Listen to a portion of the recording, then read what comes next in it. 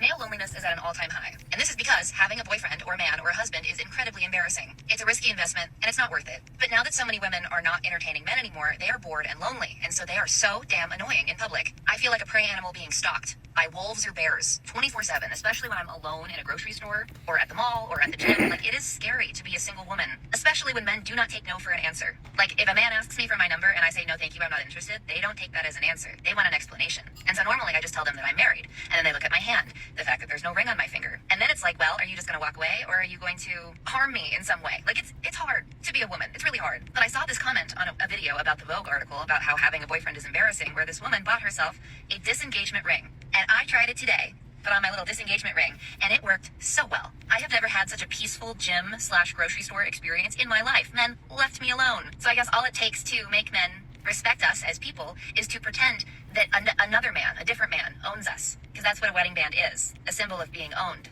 by a man, which is just fantastic.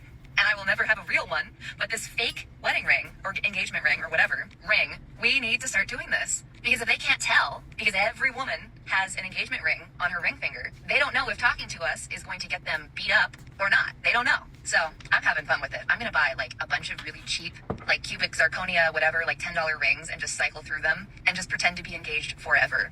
I am like, I don't know why this makes me so happy, but like, it's a ring, it's pretty, but it's also a deterrent. So do with that information what you will. You know, it makes me happy too. It makes me happy too, because this is the thing. I'm trying to promote or help spread any kind of news or any kind of method or ideology that would honestly promote women getting out of the dating market, opting out of the dating market. I'm pushing that we need to push these types of women out of the dating market.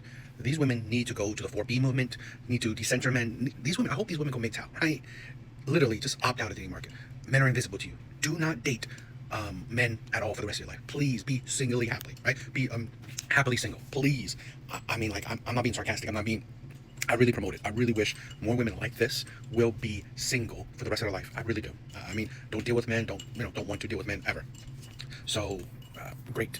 I also want to say this, right? I think it's also funny that here's a woman that has a son.